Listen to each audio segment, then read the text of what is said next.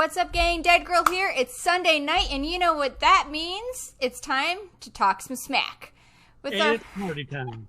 It is. We're here this evening with our best good buddy, Alex Sanchez of Alex Sanchez Art. For the boys and girls that don't know you at home, tell us a little bit about yourself. I'm 5'6".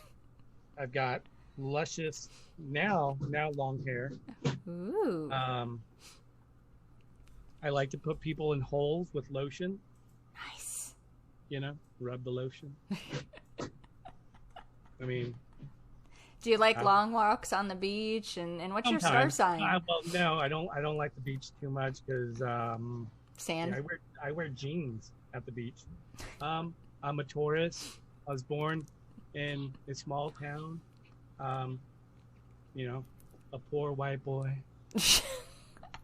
with nothing to do. So this is Alex. So yeah. Well, that's me.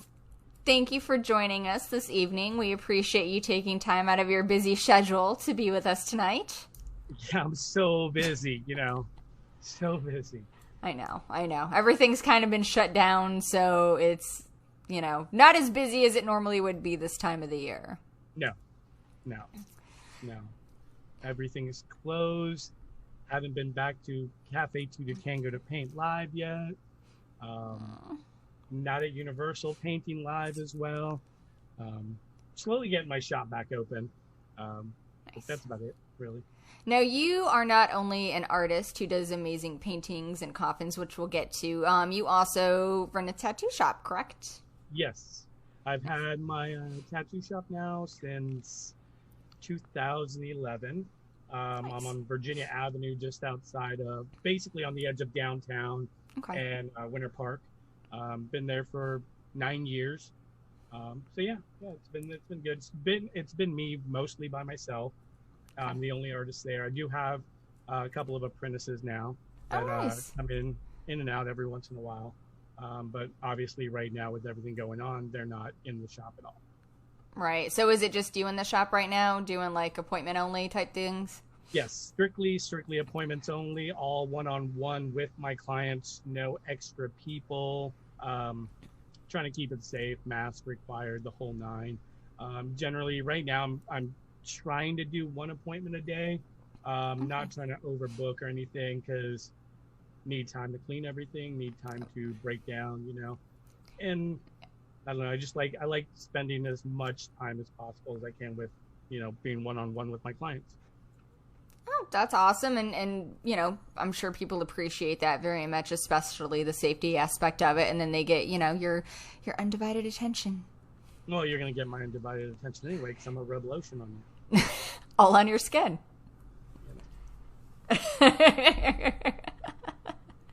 No, I like to ask most of my artists speak, and everybody tends to say around the same thing, but I'm curious as to your own answer. What got you into this lovely world of creating art? What got you into painting and tattooing and all the fun things? Painting, I've been painting since on and off. I mean, I got in trouble in elementary school because I never did my work. So, I mean, they kind of were like, hey, either your grades go up or you can't do the art stuff. So I was like, fuck it. I'm not going to do any of it. So I kind of stopped. But then I started tattooing 17 years ago. Oh, wow. I got my first tattoo when I was 17 at the Leather Tiger in Ybor City. Nice. So a long time ago. So, I mean, I'm old. So if you can't tell. No. I thought you just dyed it gray because you wanted to be hip with the kids. I want to be on trend with everybody, dye it white, that way it doesn't catch up with me.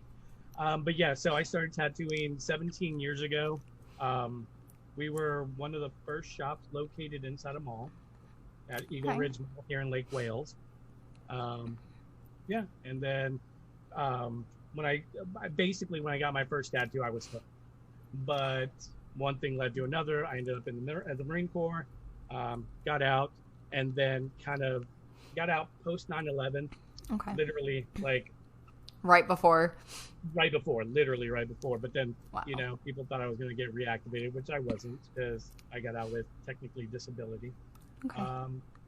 So yeah, and I just, became a tattoo artist. Nice. And then what got you? Did you kind of go off into doing your own art, like physical artwork? Not the tattooing's not physical, but I mean like your actual, like your paintings and your canvas work. No, actually, that didn't start to happen till I want to say it was now 6 years ago. Oh, okay. So Yeah, not that long. No. I'd taken a long, like literally hadn't painted. I'd pursued it for a while, tried, I'd get some brushes, get canvas, get paint, and it just never happened. That wasn't my phone. That was Lacey's phone. No, it's all right. We know it was your phone. It's fine, Alex. We know. It's okay. And so, yeah. So I had a client that came in, wanted a full sleeve done, and I kind of fell in love with the design that I came up with. And it was a snake that was coiled around with roses, or like American traditional roses, Okay. some skull work and everything through the whole tattoo. And I fell in love with it, and I'm like, I kind of want to paint this. And Nice. literally it was the first time that I actually wanted to paint something that I drew. Right. And so I run off, go buy a 15 by 45 canvas and drew it out and started painting it. Nice. And then you've just kept moseying along that route ever since, huh? Yeah, well, yeah, because then of course I opened my mouth to Dina Bina. And at the time she was helping with the Dia de los Muertos show at City Arts Factory in downtown. Yep. And so of course I'm like, hey, I want to submit some artwork. She's like, sure, that'd be awesome. I'm like, I'm gonna do 4 pieces. I haven't painted in years, so yeah, I'm gonna knock it out. Let's do this. So I did that, and I set the deadline, and actually somehow managed to pull it off. And Nice. After not so long of painting, and then knocked them out, threw them in the show, and that kind of opened everything up and allowed me to be more creative. And it also helped me have another creative outlet from the tattooing, because being your own artist in your own shop, it kind of sucks because there's no other outlets. You're you're there all the time. It's just you. Yeah. Well, that's awesome. Let's take a look at some of your amazing pieces. I know you've got some stuff behind you, which are phenomenal, but I want to look at some of your. Let's look at your goodies. All right. What do you got for me? So I've got a couple of your Poe pieces, and these are both. I love them so much. They're so pretty. I'm kind of sad. The Poe dollar bill there on the right side, that just recently sold. So Really? It was at hanging at Cafe Two to Tango, and it's surprising that it sold now during this crazy time, and it finally got to go to a good home. So I'm kind of sad to see it go, but I'm kind of happy somebody gets to enjoy it in their house. Yeah, that's Edgar Allan Poe is one of my favorite authors, and I love all his stories, and kind of just wanted to do a couple of things. It's kind of my fallback whenever I have something that I don't, like I have no idea what I'm going to paint or draw. I just, let me read a story and see what I can come up with. That's phenomenal. And how big are those pieces? Because I know they're not little. They're pretty good sizes, right? No, the Nevermore piece with the raven skull and the Poe skull face and everything, that's a 30 by 40, and the dollar piece was a 24 by 48. Wow. Yeah, it's some of the bigger pieces that I don't generally do anymore. I kind of stick to doing smaller pieces now. It's kind of hard to invest that much time into a piece and to kind of sit on it for so long, So, but I make prints of everything, so that works out. So, if somebody can't afford the big original, they can get a smaller, canvas print of it, like this one. I have them. 15 by 5 by 15. Let's see it. Show me. Nice. Little baby one. Oh, that's cool. You know. Now, do you do those in prints also? Yes. All the prints I do, I do all my own printing and make my own stretcher bars and oh, you do all of it then. You don't just like I paint it. This guy figures it out. Like you do the whole gamut. No, I do the whole thing. Yeah, I end up doing my own prints now, and then I actually make all my own stretcher bars. Learned how to do that, so that way I wasn't having to run to the store to purchase them, and then sometimes they're out of stock. Right. With like these, with it being a 5, that's actually a 5 by 10. With it being a 5-inch stretcher, they don't really make 5-inch stretcher bars. Right. So, got to learn how to make your own. And so I did. Yep. That's awesome. I love that you do all of that yourself. And I know a lot of people probably don't realize that you do. So it's great information to have and to share with the folks that you literally do all the things. Yes. Way too many things sometimes. I get yelled at by my wife all the time. I mean, it happens. It's all right. Let's take a look at another piece that you've done. I've got all kinds of artwork to show the folks that you do here. I've got some badass hearts, and these amongst the Edgar Allan Poe pieces are some of my favorites. I think that they're absolutely gorgeous. Well, the funny thing is the anatomical heart on the left is actually from the quote on it's actually from a Telltale Heart from Edgar Allan Poe. I love to see that carried over into a few of your pieces. Yes. Well, he is, like I said, one of my favorites, so I love doing that. Nice. Now, do you do any more, any other type of portrait work? I've got a couple of people asking in the chat room. No, I actually do not do portrait work. It's one of the things that terrifies me a little bit. I don't know, if you mess up one little detail, one shadow, one part of it, it no longer looks like that person. Right. So it just terrifies me to do portrait work. Generally, like with Edgar Allan Poe stuff, I use reference, so I can just look at it and do a black and gray scale of it, and it's pretty easy to translate from that into a painting. For me, it is. Oh, that makes total sense. Now, what medium do you actually work in? Are you using acrylic paints? Yes, strictly acrylic. I don't have the patience to do oil work whatsoever. Okay. Some dear friends, they love working with oil. They paint in oil all the time, but I just don't have the patience to actually sit and wait for it to dry. I want it to dry. I want to keep working. Some pieces, even the bigger pieces, don't take that long. Okay. So, when you're working with oil and then it takes that much longer, it's like, no, I need it dry now. I want it done.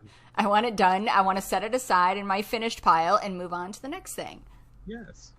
And move on as always.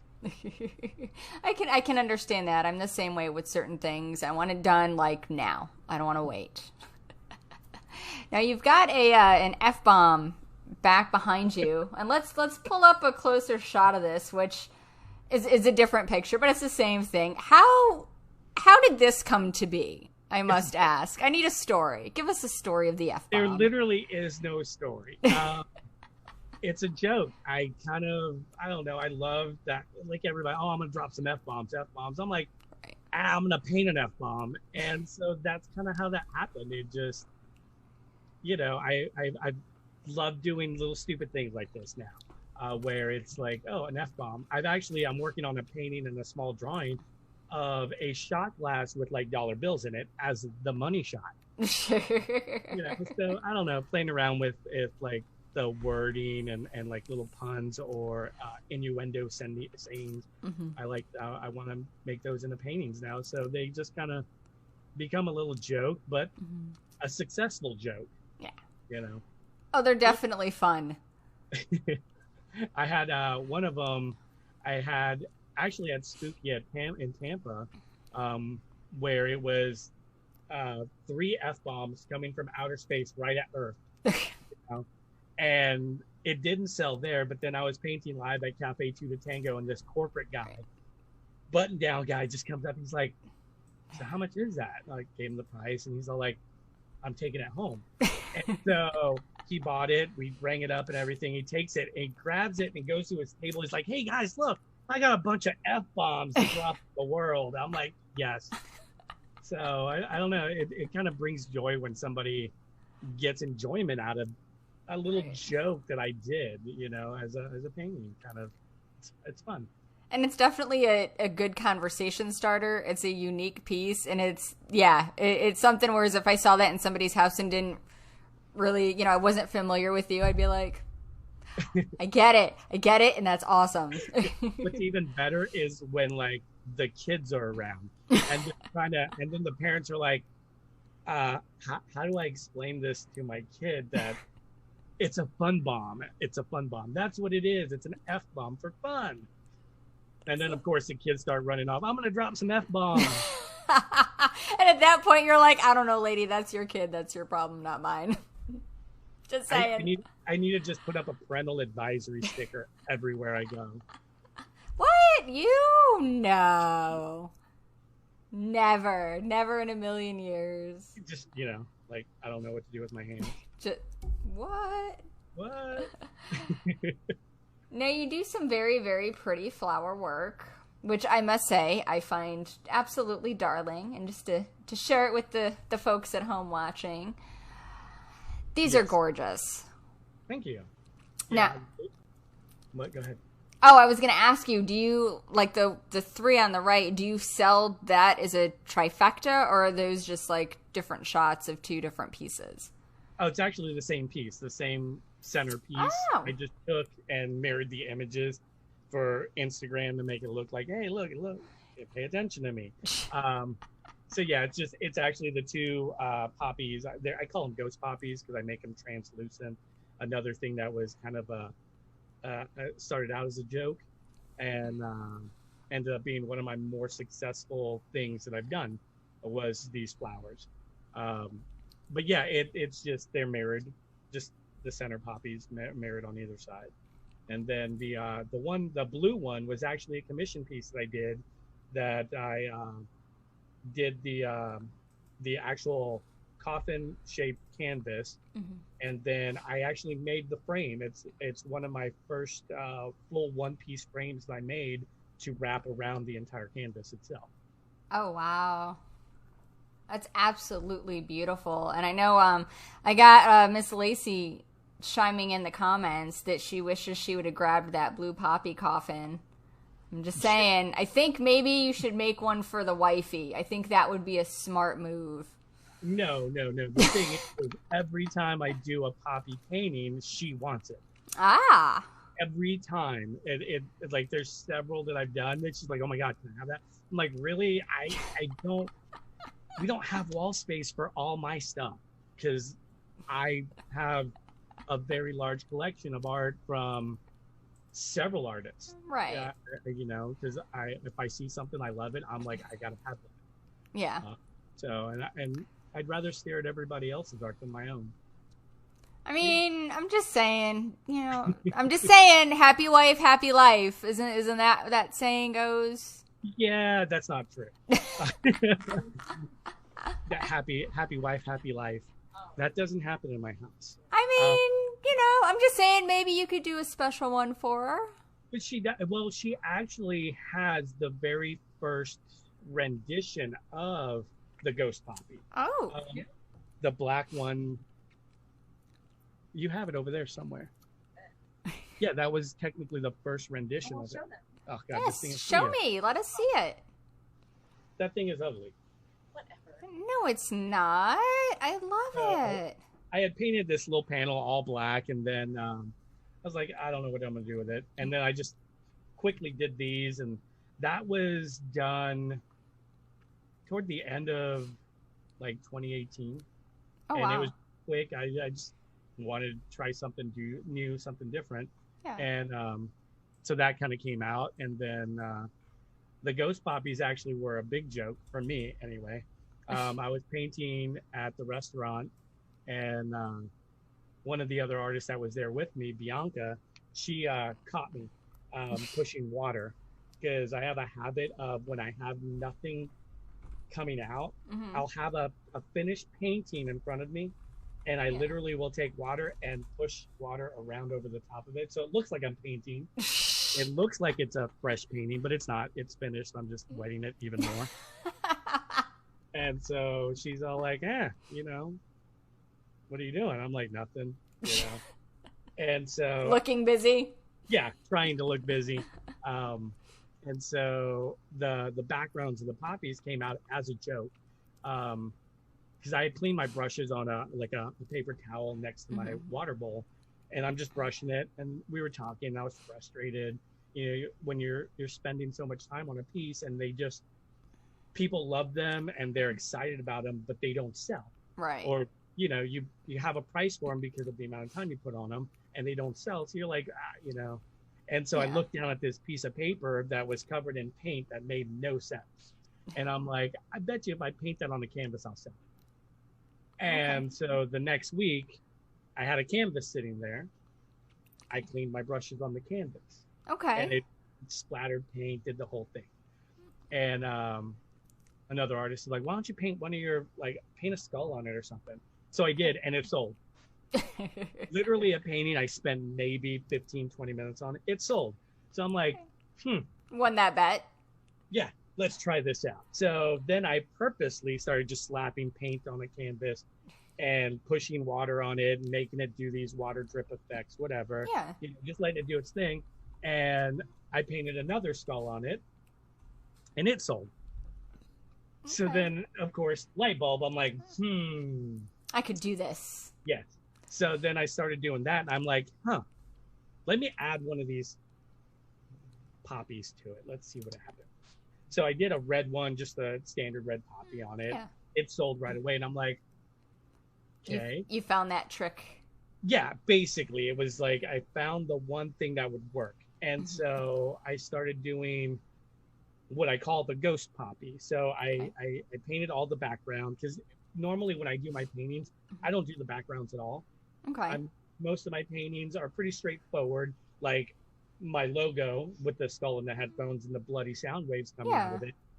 It's pretty straightforward, no background. I just like a pretty straight image, you know, and so I did the backgrounds of these poppies, and I would just stick with a color scheme, like, oh, let me do the blue, and just slap blue paint on it, put water on it, let it kind of pull up the paint, and then clear that off. So it gave you a little depth with the deeper color in the background, lighter color. And then I was like, let me paint a flower on it, but I'm going to make it more white and translucent so you still see the background.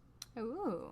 So I was like, oh, I'll call it a ghost poppy. And so that was born January of 2019. Aww.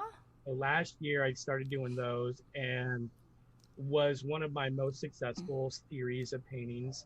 I literally could not keep any of the originals until I kind of slowed down on them. And then I started doing more one-offs, because it was more of I would do it on a standard size canvas, scan it, edit, and then print.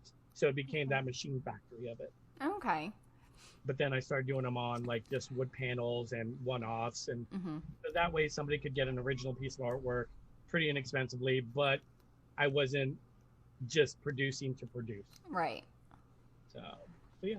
Ah, that's awesome. Flower story. My flowers. I love the flowers. I think they're absolutely. I really enjoy all of your work. Thank you. Personally, I know we've got to get more of your work. We've got some of your work in our house. You've got my photography on your wall. I do. So, I have some back here too. Let's. Look, you still have not gotten that to your parents? Shh.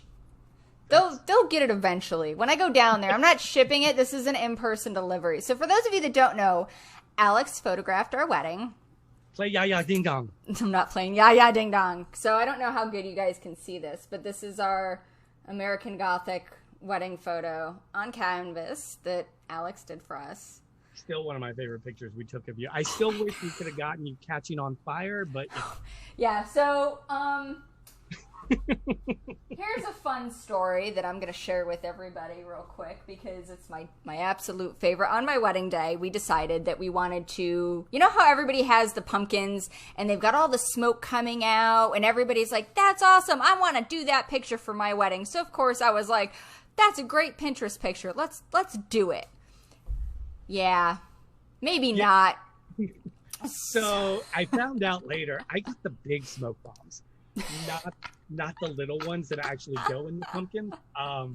So that's probably why they almost caught you on fire. So we got purple and orange ones because our colors were purple and black because, you know, goth. And we also got orange because Halloween. So we had this beautiful archway and the floor was this like old wooden, like it would have burned to the ground. Oh, it would have. So if your dress had caught, we would have been done. Well, it almost did. So we, you know, dropped the first smoke bomb in and it's purple and it's billowing out and it's beautiful and perfect and set the pumpkin down.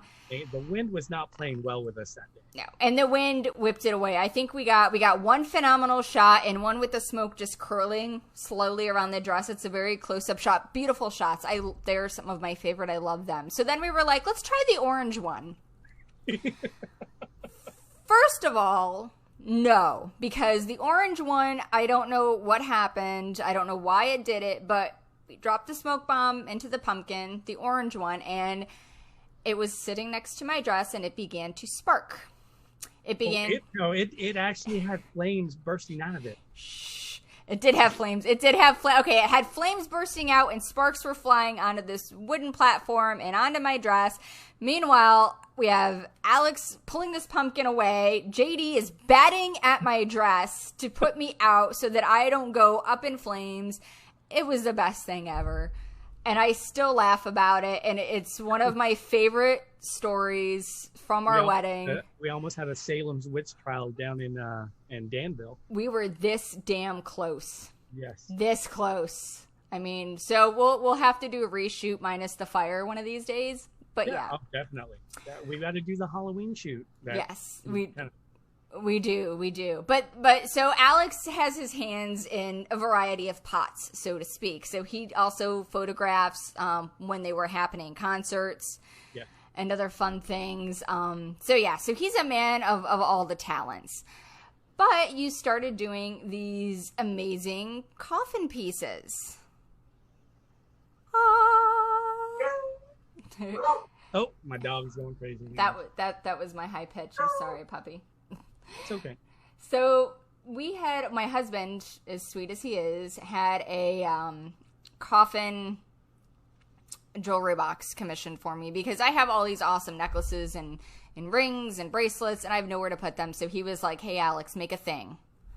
Well, actually, it started before that. It did. It started before that because you had posted, hey, can anybody of my carpentry friends build me a coffin shelf, bookshelf? And it was the size of my husband. Don't forget, I asked for it to be as tall as my husband, and many of you took that as in I was going to put him in it, but not yet. So I still think you are, but that's just me. Semantics. But I'm going to make sure that the shelves are fixed inside, so you can't pull them out and actually stick them in the ground. Damn it! So JD, now for you. So it started with that. It started with make me this big coffin shelf. Because when I, little goth girl, I was like, I need coffin shelves in my life. And Alex was like, yes. So I had originally learned how to make these for another artist, the coffin shape itself. And so, I was like, hey, I can do that. So when you posted that, I'm like, I know how to do it. It's just got to be bigger. Yeah. Why not? So after a while, and then we were chatting about something. I asked you, hey, did you get that built? Yes. And you're like, no, not yet. And so I'm like, I have a light bulb. So technically this one here was the very first one I built and stained it. And on this one, I printed my own artwork on canvas, mounted it onto a backing board, and put it as the background of it. But the raw shelf one looks like this. And you do sell it as the raw shelf as well. I do make them as raw for sale. So yeah, but it was the prototype to see, okay, if I can make it at a smaller scale, I know I can make it bigger. Yes. And so I didn't want to actually try and like jump in saying, yeah, I can make you this massive bookshelf that you want that's 80 inches tall and multiple shelves at different levels. You know, I'm like, yeah, I can do it.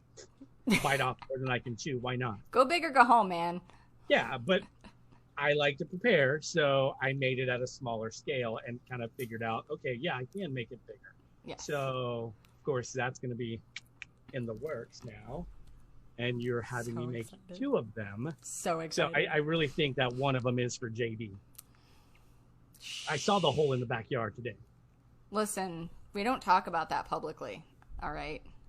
Ever. I didn't say anything. But anyway, so after all of the Coffin talk, was it then that we were like, hey, I need a jewelry box? Yeah, Of JD shoot me a message, and he's all like, hey, so can you build Erica a jewelry box? And of course, I'm like, of course I can. And we kind of, you saw some prelim pictures of it, I did. but you didn't get to see the whole thing because I wasn't going to show you the whole thing. And of course, I asked you, like, how long are the shelves? How long are your necklaces? What do you want? And then you brought up the rings. And I'm like, well, we can put a ring holder in it. We can do that. And so we did that and made the rings in there and did the necklaces, which I loved. And I surprised you with the 13 on the bottom. Yes. You know, Yes. had to do the 7 on the top, 13 on the bottom, and then the ring holder. So yeah, and then I'd asked JD, like, okay, what I knew your favorite color, obviously, but I was like, I want to do something extra to it. I want, JD's like, our walls are terrible, they're ugly. I'll have to figure out a background or paint the wall. Right. I'm like, no, I'll figure that out. And we'll figure it out. And then I asked him what your favorite color was and everything. So I actually routed the edge of it and then did it in purple. And it's beautiful. And I did an unboxing video right here on Facebook Live. For those of you that missed it, go back through my videos and check it out. It's phenomenal. The look on her face was awesome. It was great. And just to show you guys need to see this badass box because it's my favorite thing in the world. So here's my small jewelry box that, I mean, it's not really small, but it's phenomenal. It's right next to my bed. It fits all of my necklaces, all of my rings, all of the things on it. And the fun part about it is you can see, like, from one picture, it looks like it's blue. And then from that straight on angle, it looks purple.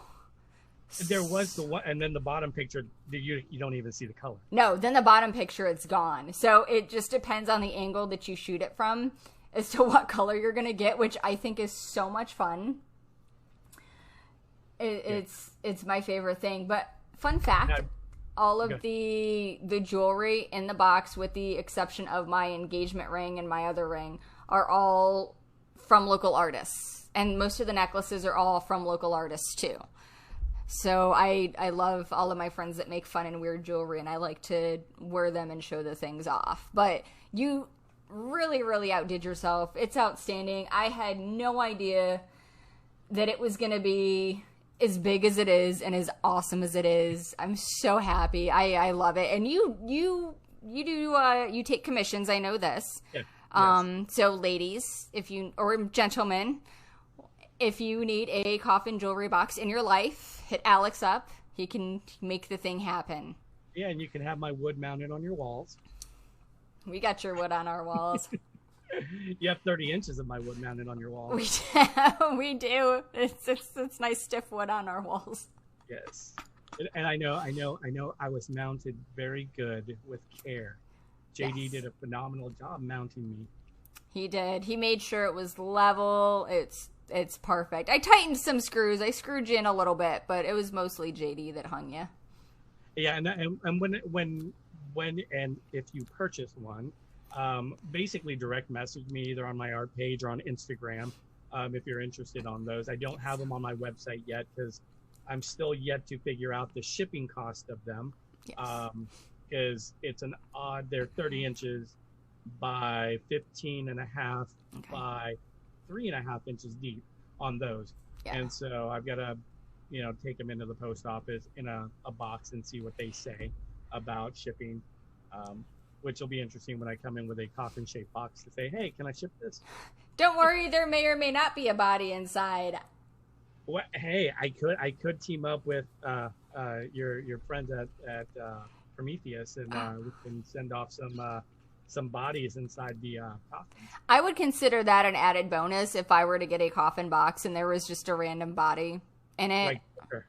Yes, I think it would be awesome. And I mean, I've got a couple of people saying that they would need a coffin gun cabinet and knife holder. I mean, those are things that I'm sure Alex could probably figure out. Well, like this piece right here is actually I know you have a picture of it before it became the cabinet. Yes. I had built a 40, I think 48 inch. I had to remember. I'm like, how many inches is it? How many inches is my wood? So I built, because we have a ugly coffee table. It's a glass top coffee table. It's hideous. We hate it. And I'm like, I can build this coffin, coffee table. So can you pull that picture up? I am. Hold on. So I built this. It sat when it was the coffee table, sat 23 inches off the ground. But the problem is, obviously, if you have anything set on top of it, to open it back up, you have to take everything off. Yeah. So functionally, it didn't work. Right. So I converted it into a cabinet, and it sits exactly 5 feet from the ground, and has 4 shelves in it. So yeah, I could make a gun cabinet out of a coffin. Okay. That'd be a fun endeavor. That would be a good challenge to take up. Yeah, I know how to make the gun rack section of it. So it would just be a matter of measuring height and how many rifles do you want inside of it. And how many knives? What all do you need in there? And then I'm assuming you'd probably need like a space for ammo and all those good things. Yeah, but I mean that's dependent. Like there's with how deep it is and giggity. I can make it. If you wanted it, 12 inches, giggity, or 18. I can make it deep enough where you could have like even a little chest on the bottom for ammo or anything like that. And add the hooks and everything for knives or whatever. I mean, there's pretty much endless possibilities with it. Yeah. After figuring out that I could make it into a cabinet. Yay! Actually, the cabinet was partly JD's idea. Oh, okay. Good call on that one, helping out their husband. Oh yeah, he was all like, that would make an awesome liquor cabinet. I'm like, it would make a nice cabinet. So, and I actually have some of my my wood routered coffin shaped canvases that I do. They're actually just wood planks that I router into and cut router, and they're in there right now. So coffins inside of coffins. Nice. So yeah, if you guys are looking for some unique coffin stuff, hit Alex is your man. He can make it happen, Captain. Hit him up on Facebook, his page there, or Instagram under Alex Sanchez Art. Yes. Well, that's my. Well, their Facebook, Instagram is Ratrod. Ratrod VW64. Everybody gives me crap about it because. Were you 12? No, actually. So my Instagram initially was gonna be strictly for my Volkswagen. I have a 1964 Beetle. Nice. It's a rat rod. I literally, my friend and I, Brian, we slapped it together in 2 weeks, made sure it was roadworthy, and that's it. That's all I've ever done to it. Oh, wow. It sits outside. It gets weathered. I spray painted some stencils on it, stickered it up, and just kind of let it do its whole thing. Nice. So originally that was meant for my Volkswagen and my Volkswagen photography, because when I got back into photography, I wanted to strictly do automotive because I don't like people. So, and a car will not talk back to you. You're not So, wrong. so yeah. So that's what that was for, and it ended up becoming a hodgepodge of my photography, my art, um, some tattoo stuff. Very rarely though. Okay. But yeah, it just kind of morphed into that. That's awesome. So yeah. Very, yay! Now I gotta ask, what is the on the coffins? You do a variety of size, like different shapes and different shelving sizes. I know you have them currently. I know you've got them with like one shelf or two shelf, just depending. So, yeah, basically like yours, I would call it one shelf. Right. One shelf in it, but it's actually two. Then I have it where it's got the two dividers in it, so it makes it a 3 shelf. Okay. And like this one is a 3 divider, so it's a 4 shelf. Okay. Yeah, I can do it that. I can make depending. They're all the shelves are pretty standard. I measured them off, so everything is the exact same. But Perfect. I can do something more custom, like I did for you, where it has like the hooks for jewelry or the ring holder. I can also do like more shelves. I can make them bigger. Right now, I'm sticking to the 30-inch ones right Okay. now, just until I figure out the shipping and everything, and then Right. also getting into being able to just pump them out.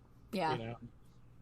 I can rip down all the wood and just cut everything I need and have like right now I'm sitting on 5 blanks. They're just the outer shell, Okay. no shelves in them. I'm just, I when I launched I was making them thanks to you guys, Yay.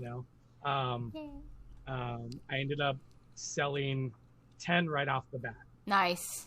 And that was a mix of the ones with my art printed in the canvas in the background, or and then the rest were just the raw wood ones where people are like, I want a 2 shelf. I just want like 1 shelf. Right. Practicality for what I need. I only need this. I'm like, yeah. And I built 2 for myself that have a lot of my wet specimens on them. Nice.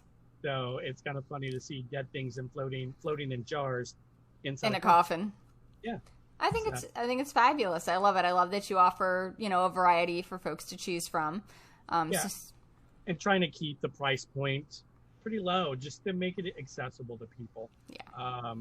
Because I've seen crappy ones sell for more. Let's put it that way. so I. I'll just say it right now. There's some that I've seen on Etsy, and not to take away from people's work or, from doing things, but some of the ones that I've seen have not been worth the price point that they're looking for. And it's rough to see, if I'm paying top dollar for something, that work quality better be there. And for a lot of the stuff I've seen, it hasn't been. Whereas you're extremely reasonable and your quality is absolutely amazing. And then I know if you're local Orlando-ish, so if you guys are looking for a piece and you're local, I'm sure you guys could probably meet up and save on that shipping. Well, even if you have anybody coming out, like even Tampa, technically, I live in Haines City, so I'm in the middle of the state. So for me, I mean, I drive every day, so it's not a big deal to meet up with people.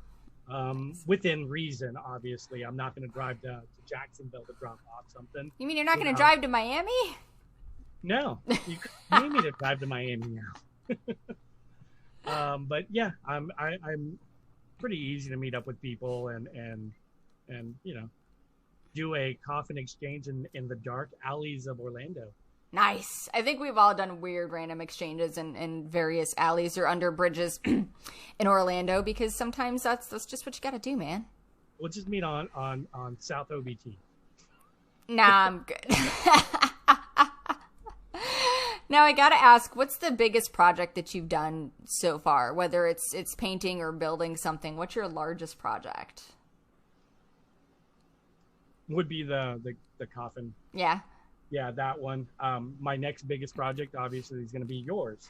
Yeah, baby. Your 2 80-inch bookcases. Those will be my next one. I'm really excited about that, to strap 2 80-inch coffins onto the roof of my Kia Soul and drive down I-4 to deliver them to your house. I can't wait. I want someone to drive alongside you and just take video. Just for the pure fact to see like the look on other motorists' face when they see you driving down I-4 with giant coffins strapped to your hood. It's pretty bad when they actually see my stickers on there, because you know I have a lovely sticker from Silence of the Lambs, you know, with the beautiful robe, and I do me so hard. Your stickers are definitely awesome. Now I know you also do a lot of collaboration work. Yes. And you've been champing some stuff out here recently. Yes. I love doing collaborations, you know, and trying to provide, you know, a better way for artists to try and do something, you know, and push outside of what you normally do. Yeah. One of my favorite pieces that I collaborated with was with Jen Bonset. She does these amazing flower head girls where she paint, or actually pen and pencils the girls' faces, and then she I don't know if you have that one. I don't think I do. That one I do not. This one was a 3-panel piece. Okay. It was a Day of the Dead girl, and Jen did one half of the face. I did the other half, where it was just a skull profile with dead makeup, the rib cage, the whole thing. And it was 3 15 by 30 staggered panels. Nice. It was a beautiful piece. I had it at Spooky as one of our center displays for a while, and just a beautiful piece that we were able to do. And so that was a beautiful collaboration that we did. It was a 50-50. I did, you know, part of the painting. She did part of the painting. She did the texturing on it, and then I did the background work. So it was great to go back and forth and push each other to go outside of what we normally do. Nice. So yeah, and then I've been doing more of a printing collaboration with another artist, with Bianca. It's funny because she does these they're cute, very weird paintings. Actually, I have a couple of them here. Show us the things. So, like, this is one of the things that she did, was this little bat with butterflies and everything coming out of the woods. That's beautiful. And so this whole thing started last year with her. She was at the restaurant Cafe Tango with me painting live. Yeah. She comes in, she's all gung-ho. She's like, I have this to do. I've got to finish this piece and this piece. So I'm like, really? And I had just started doing them, was the routed coffin wood piece. Yes. And I threw it on her table. I'm like, have fun. I walked away. And she's all like, what am I going to do with this? And then she picks it up, and like, this girl's amazing. She pumps out work so fast, and she quickly drew up her little, she does this little death character, and it's a part of her series of Death and 9 Lives. It's a little Grim Reaper with 9 ghost cats. They're adorable. They're I've seen them. They're so cute. Oh my God. Yeah. It's ridiculous. So she did that, and she's all like, I need another one. So, and I had a bunch of them with me. So I threw another one at her, and she did that one. She's like, well, they have to come in 3s. So I threw another one. I'm like, here you go, you know. I'm like, I'm your coffin Santa Claus, you know. Here you go, throwing them. She's like, please, sir, can I have some more? Yeah. And so it was funny because she does prints of her work, and she does, you know, 8 by 10 prints of them. Yeah. And she's all like, I'm going to have to sell these for $1 million because I can't do prints of them. I'm like, you can't, but I can. Oh. So that actually started this whole thing that I do with her. And so she did, that one was last year. Actually, this time last year was when we did the first one. Oh, wow. And then this time we did, originally it was supposed to be 8, but she couldn't figure out what to do on the 8th coffin. So she just did 7 of them, and we did those. And for the last week, I've built and stretched 123. Wow. So you've been busy. Yes. Yeah. Printing and stretching. I finished that up, and I'm actually doing another print job and stretch job for another artist, Stacy. from Alchemy and Artistry. I'm pretty sure you know them. They do the lanterns. Yes, I know. I don't know them, but I've seen I'm familiar with their work. She's a phenomenal little artist. I actually own 4 of their lanterns. Nice. Over on the mantle. 4 of their lanterns, and I love every single one of them. And then she started doing these little octo cuties, as she calls them. They're kind of adorable. They're doing little background scenes. One's in a margarita glass. Nice. You know, they're pretty awesome. So I'm getting ready to knock all those out for her. And so yeah, there's you know, I love doing that. Trying to make it affordable for artists to be able to do prints of what they want. Right. Because, you know, we're all struggling. We're all trying to do something, especially nowadays. Yeah. With all the convention circuit basically gone. Yeah. You know, I mean, there are events already starting to cancel in the beginning of 2021. So it's kind of sad to see that. And Right. so, you know, we've all got to survive somehow. So you have to get creative, you know? Yeah. And so this is kind of a new endeavor for me to actually to do printing and stretching for people, because I have the knowledge, I have the ability to do it. So why not, you know, and we all make money and it helps us all kind of survive and stay afloat together. No, that's awesome. I definitely think that's fantastic. So good job. I'm excited to see what comes, you know, with the latest. I can't wait to see it. Bianca's pieces are just so damn cute. I'm not a cutesy person. Like, I don't like cute stuff, but her stuff is friggin' adorable. Oh, I'm the same way.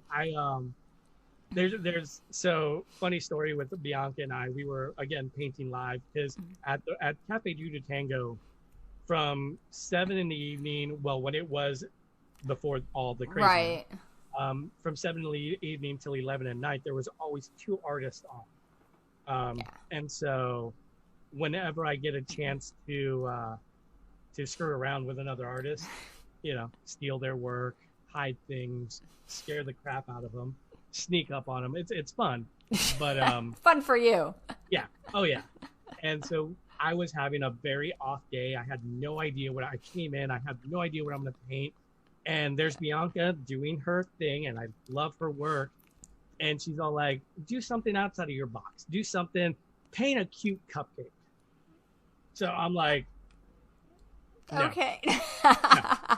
So I go up and I get a drink, and I come back to my art table, and all of a sudden there's this cute drawing on a piece of paper, a little sketch of a cute cupcake. Aww. And I'm like, fine, I'm going to do something. So I ended up titling it My Last Birthday. And I don't have the original. I actually gifted it to one of my birthday twins.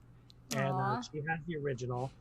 It's a cupcake, a single cupcake with a candle, a razor blade stuck inside of it. That sounds right. Yeah, a pool of blood underneath it and blood coming out of the cupcake. That's perfect. And so I'm like, here, Bianca, this is what I did. And she's all like, oh my God, what's wrong with you? What is wrong with you? And so I'm like, now it's your turn. So, of course, you see Bianca's work. Yes. And she does these amazing little weird, cute, awesome work. It's great. I'm like, now it's your turn. You need to do something outside of your box. She's like, okay. She's kind of mortified because she knows me. And she knows what you want her to actually do, and that's just not her. Oh, yeah. So I'm like, paint a kidney in a cooler. She's like, no. I'm like, okay. Well, and then she was painting this cute mermaid inside a bathtub reading a book. I'm like, fill it with blood. Slit her wrist, have it hanging out of the tub, and like blood coming. And she's like, no. I'm like, fine. I'm like, just do an anatomical heart. And so she finally finished it. I have not seen it yet. The finished one. I've seen the renditions of it. Process. And she did an anatomical heart in the fashion that Bianca does. And it has a banner that says, you make my heart race. And the heart has like the 80s like running bandana, the armbands, and it's running like a marathon. So it's kind of adorable. Aww. but again, like trying to push each other to do something outside of what we normally do, and Yeah. trying to, she's a fun person to collaborate and kind of bounce ideas off of, because it's completely not what I do.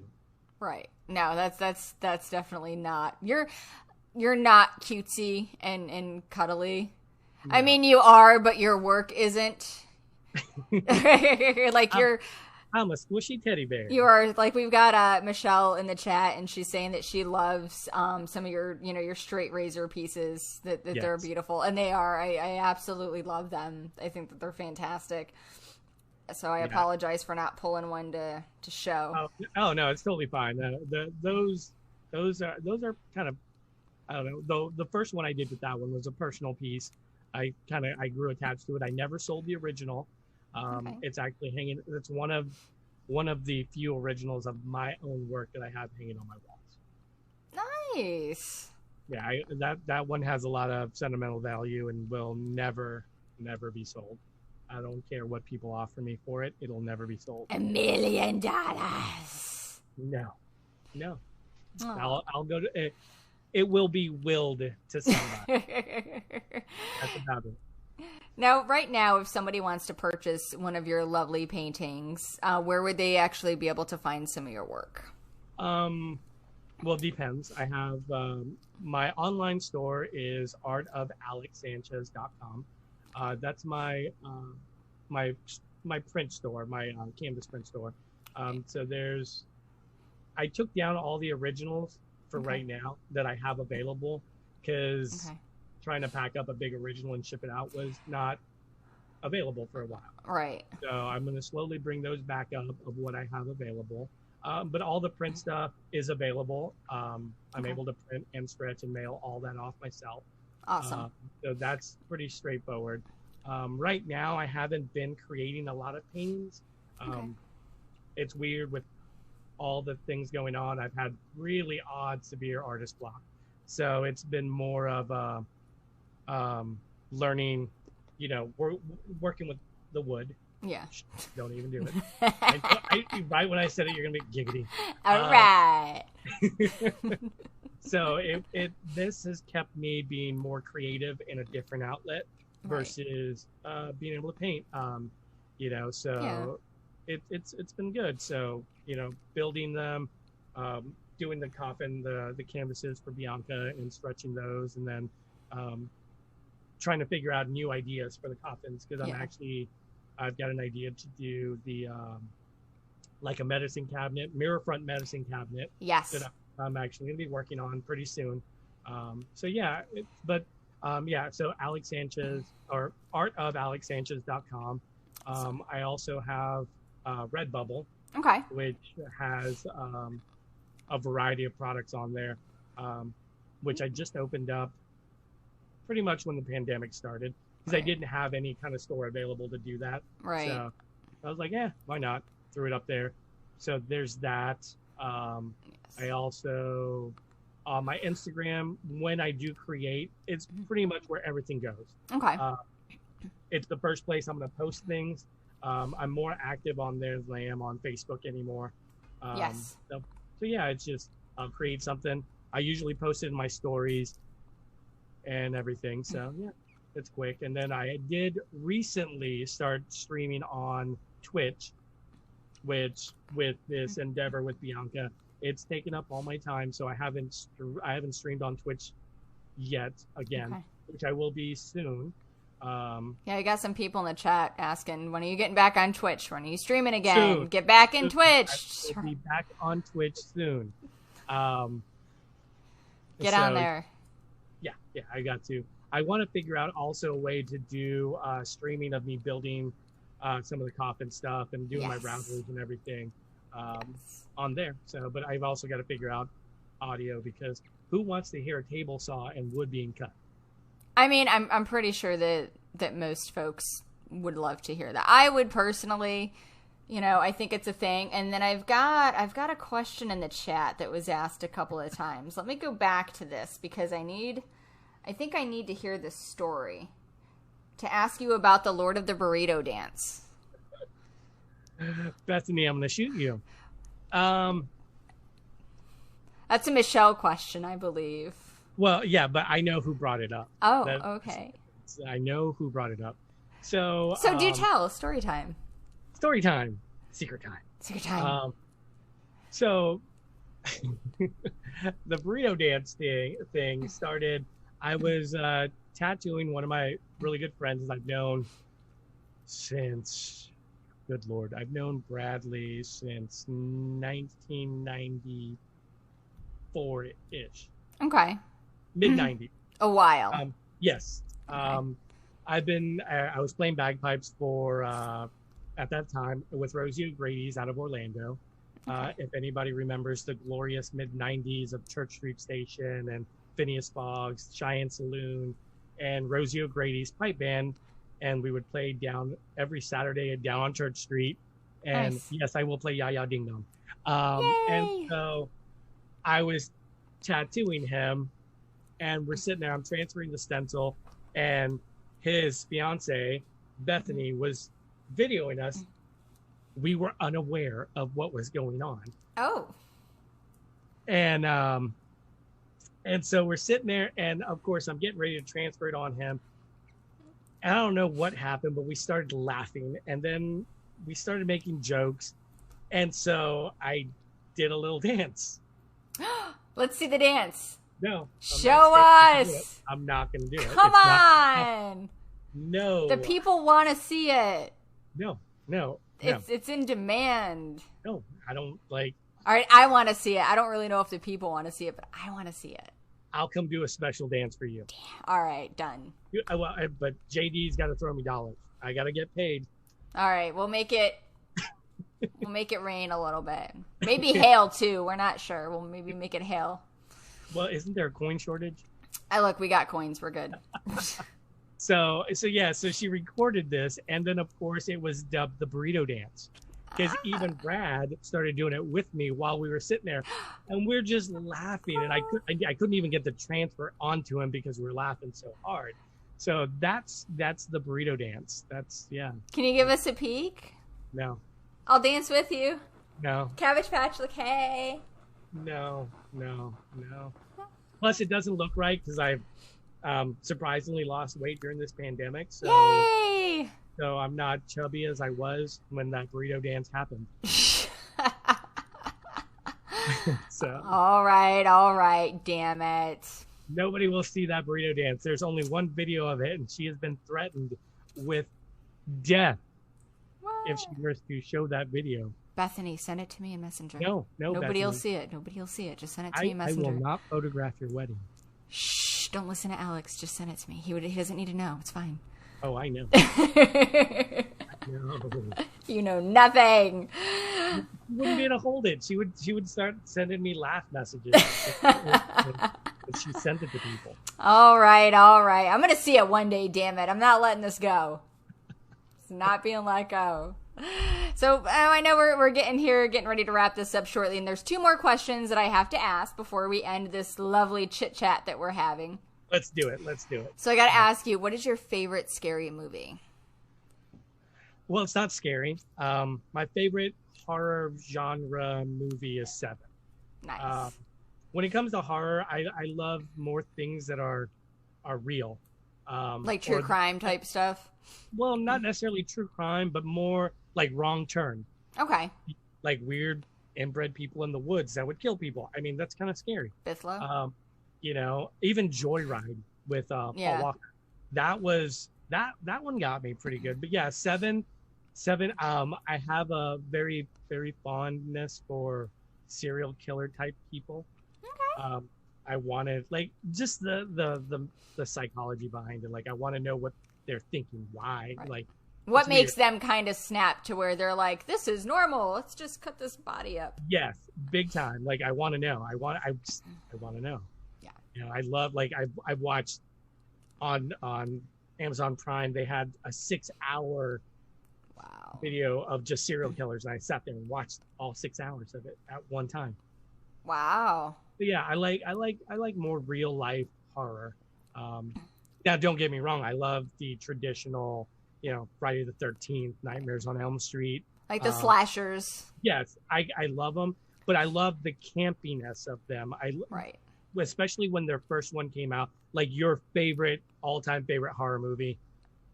The fact that they tried to take themselves so serious and realize that it wasn't right. It wasn't serious. No. It's funny, which makes that so good. Yes. So yeah, but there's definitely like the more true. It could happen. Right, like this could actually happen. Yes, and that is my favorite horror. So seven by far. I've seen that way too many times, and I always yell at the TV with Brad Pitt. What's in the box? What's in the box? Yes, I mean, it was one of the worst scenes that I've ever seen him in, because it was just so. It was almost like just overacted. And I'm just like, oh, this is terrible. Yeah. But in such a good way, it was terrible. Yes, it was, and it really was a great movie. I do enjoy watching Seven quite a bit. Yes, it's one of my my bedtime movies. All right, Alex, we're gonna put you to bed. What movie do you want to watch? Seven? I like the other night I had Red Dragon on. I watched Into the Lambs, going to sleep. Oh. Drives Lacey insane because of course she has very vivid dreams, and of course we watch horror movies or anything like that right before we go to bed, and she's like, I no, we need to turn this off. Put cartoons on right now. It's either that one or Fight Club goes on. For the longest time, one of my night movies was Snatch. Oh god, dude, Caravan. Yes. Got a caravan? Want a caravan? Yes, I want a caravan. I love that. I need it. Fucking Pikeys. I'm just saying, it was such a good movie. And did you see The Gentleman? I have not seen The Gentleman. Oh my god, it's amazing! Watch it. Homework. You have homework. Well, you've given me that one, and then the other one that I actually am getting ready to start that you sent me the link to on Amazon. Blood Drive. Yes. Blood Drive is I am so sad that it's no longer on TV, and it's really hard to find it on DVD and Blu-ray, and it is on Amazon Prime right now. So this is homework for those of you who have not seen Blood Drive yet. It's a TV series that was on Sci-Fi, and it was phenomenal. It was so out there, and it was like each episode was like a different genre of like grindhouse cinema. Nice. So it's fun and it's awesome. So yeah, but yeah, so you've got to watch that, and then you have to watch The Gentleman. So two different genres, all amazing things. You haven't let me down, because Eurovision was amazing. I love Eurovision. If you guys have not seen Eurovision yet, it's a Will Ferrell movie, and I know some of you were like, I don't want to watch Will Ferrell being Will Ferrell, but it's not Will Ferrell being Will Ferrell. No, it's not. No, at all. And the opening part of that with Volcano Man, just Volcano Man. Yes, Alex and I are gonna costume. We've decided. I just gotta rock a classic camel. He's gonna rock a classic camel. I'm gonna stuff some socks down my pants. It's gonna be epic. We're excited. It's gonna happen. Now the last question that I've got for you is, what's your favorite type of haunt? Like, I know there's like Halloween Horror Nights, and then there's like Sir Henry's Haunted Trail and Hallow Scream and Fright Maze and Ominous Descent and all kinds of smaller independent haunts. What's your favorite haunt to visit during Halloween season? HHM. Yeah. Halloween Horror Nights. And I like their non-franchise houses. They're independent ones. The independent ones, because it gives their creative team a lot of freedom. Yes. And to me, every year that we've gone, those houses have always been the best houses. My favorite one was, I want to say 2 years ago, the Scarecrow. Scarecrow the Reaping? Yes. The Reaping was amazing. I made Lacey go first with our friend Whitney. And it was a great house. Visually was amazing, but my stomach hurt so bad from laughing at him. From laughing at Lacey, because she has a habit of when she gets scared, she punches. I have been hit several times from scaring her, and so it was funny because Whitney double hooked her, and she's like, "Girl, I got you," and so they're going through the house, and and Lacey's like, left, right. Oh my God. What? No. Oh my God. What? And so we get to the very end and it opens up into the corn maze. Yes. And it's the greatest thing ever because here Lacey comes out, it opens up. She has no idea where to go. And she's like, oh my God, we're fucked. Done. And it was so funny because there was a character there that actually started laughing. Both characters started laughing and kind of pointed the exit is over there. And we literally just took a left and walked outside. It was the great. And then they sat outside and she had the sweats, that adrenaline sweat. And yes. I was doubled over from laughing so hard at that. It was the greatest thing. So yeah, HHN is one of my favorites. The scare zones are always beautiful to see. You know, so visually, like as an artist, I want to go in, like I get to see that and I get to see like, oh my God, this is beautiful. Like you created this and you were given creative freedom to build it, you know? And so sometimes it's a little like, don't get me wrong. I'm over the whole Walking Dead aspect of it. Stranger Things, Purge.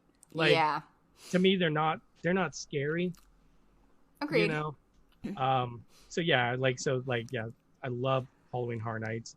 And I also remember, like, yes, I'm old, so I remember Terror on Church Street. And that will forever be my favorite haunt. It was one of the first times that I literally ran out of a building scared.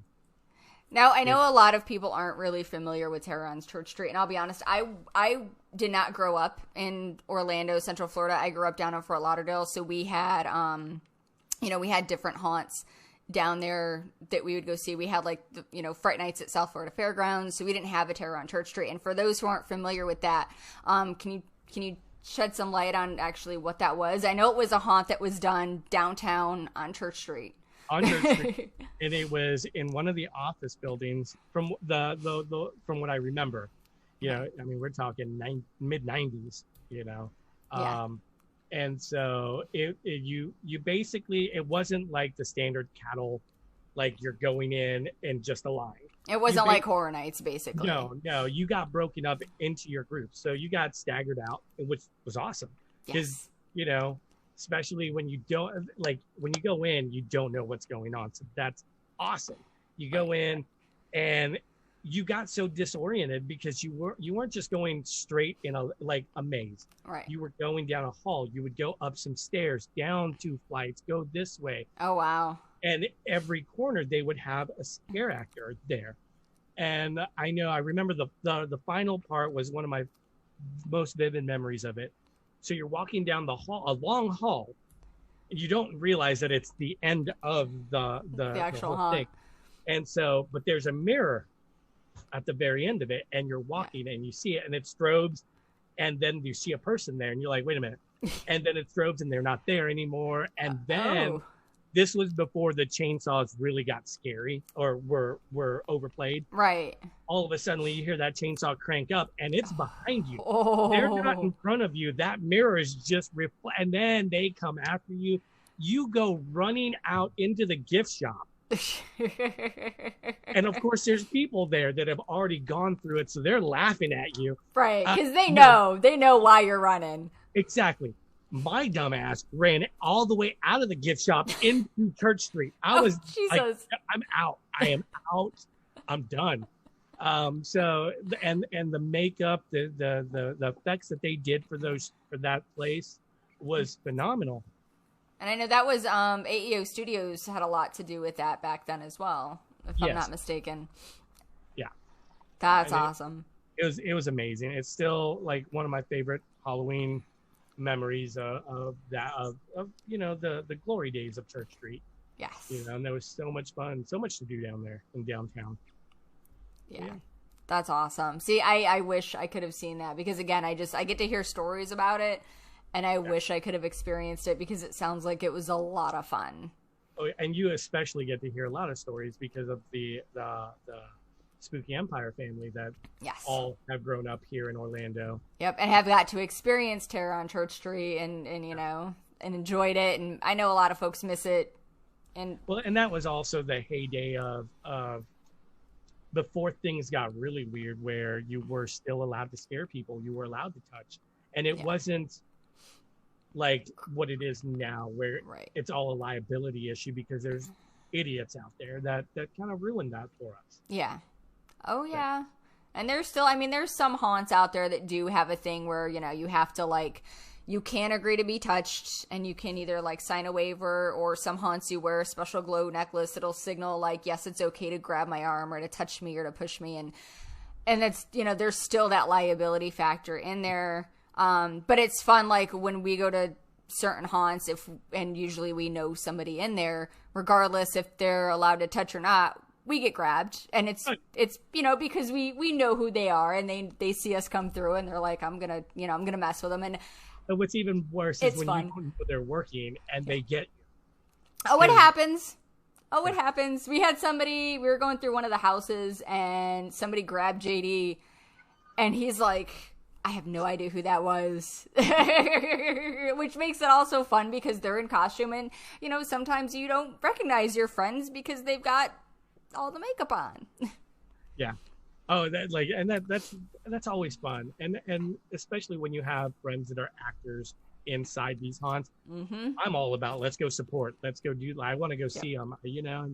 And of course, with Halloween Horror Nights, we have a lot of friends that were working at Universal. Yep, us too. So it's kind of sad that it's not happening this year, you know. Yeah, especially after seeing some of the things you've posted with the merchandise and what would have been. I know. I can only imagine. I'm really hoping that when they do get to have it again, that they get to bring those things to us so that we can experience them. Yeah. And they're still releasing merch. Like, they're slowly releasing new stuff every week, and I hear that they're going to be doing that up through, you know, October, which means I'm going to be broke, and that's fine because some of it's really cool. I have prints available inside the tribute shop. Do you really? Yes. One of my other friends, she recently posted pictures of the cases, and some of my prints are there for sale. It's part of because with being a part of IOA, Local Articles is a small gallery inside of Islands of Adventure. Yep. That it's all local artists, and I'm not just Orlando artists, but Florida-based local artists, right? That are in there. Our very dear friend Angie, she is the owner and curator of that, and several of us are in a part of that, and some of us that do some of the darker art that fits in with the Halloween Horror Nights. Right. Our prints are available for that area in that tribute store. Yep, that's awesome. I've been inside the tribute store now for the last three Halloween Horror Nights, and also inside the prop shop during Halloween Horror Nights as well.